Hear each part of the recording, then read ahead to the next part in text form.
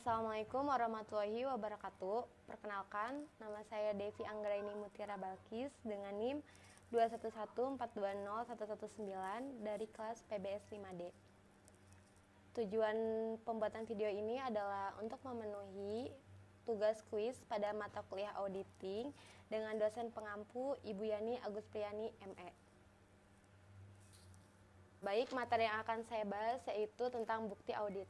Dalam bukti audit ini ada beberapa pembahasan. Yang pertama, pengertian bukti audit. Yang kedua, ada sifat bukti audit.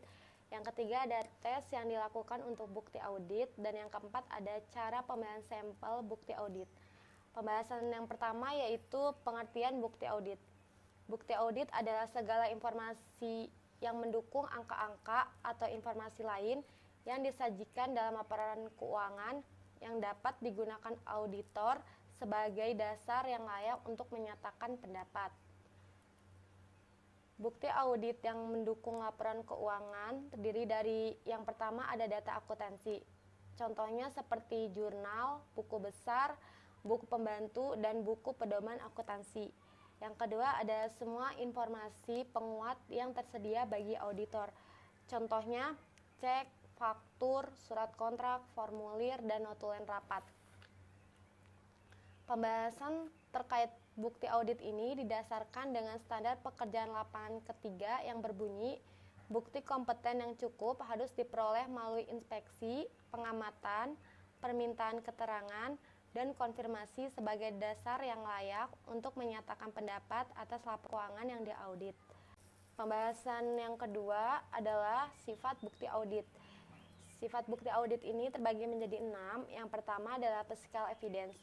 Physical evidence adalah segala sesuatu yang bisa dihitung. Contohnya, bukti fisik yang diperoleh dari kas, opname, investasi aset tetap, dan pemeriksaan surat berharga. Yang kedua ada confirmation evidence. Confirmation evidence adalah bukti yang diperoleh mengenai eksistensi, kepemilikan, langsung dari pihak ketiga di luar klien. Contohnya jawaban konfirmasi piutang. Yang ketiga ada documentary evidence. Documentary evidence ini adalah terdiri dari catatan-catatan akuntansi dan seluruh dokumen pendukung akuntansi. Contohnya formulir pembukaan rekening. Yang keempat ada mathematical evidence.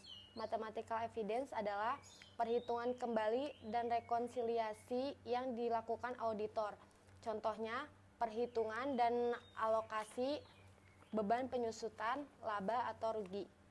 Yang kelima ada analytical evidence.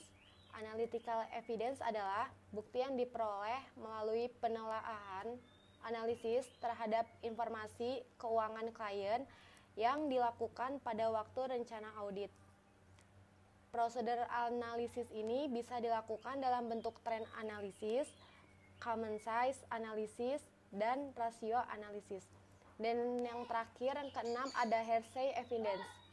Hearsay evidence ini adalah bukti dalam bentuk jawaban lisan dari klien atas pertanyaan-pertanyaan yang diajukan auditor. Contohnya, pertanyaan mengenai pengendalian intern. Pembahasan yang ketiga yaitu tes yang dilakukan untuk bukti audit. Tes yang dilakukan untuk bukti audit ini ada dua. Yang pertama, compliance test.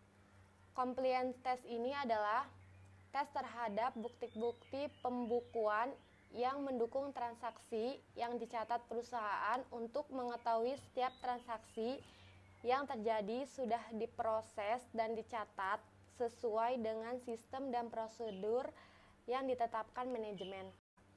Yang kedua ada substantive test. Substantive test adalah tes terhadap kewajaran saldo perkiraan laporan keuangan terhadap neraca dan laba rugi. Di dalam substantive test ini ada beberapa hal yang harus diperhatikan. Yang pertama, inventarisasi aset tetap. Yang kedua, observasi atas stok opname. Yang ketiga, konfirmasi piutang, utang, dan bank. Yang keempat, kas opname. Dan yang kelima, pemeriksaan rekonsiliasi bank dan lain-lain. Dan untuk pembahasan yang terakhir yaitu cara pemilihan sampel bukti audit. Menurut PSA nomor 26, sampling audit adalah penerapan prosedur audit terhadap unsur-unsur suatu saldo akun atau kelompok transaksi yang kurang dari 100% dengan tujuan untuk menilai beberapa karakteristik saldo akun atau kelompok transaksi tersebut. Di dalam cara pemilihan sampel bukti audit ini ada dua. Yang pertama non-statistik dan yang kedua statistik. Untuk cara pemilihan sampling audit ini bisa secara random, block sampling, atau statistical sampling. Mungkin cukup sekian pembahasan yang bisa saya sampaikan. Kurang lebihnya mohon maaf. Wassalamualaikum warahmatullahi wabarakatuh.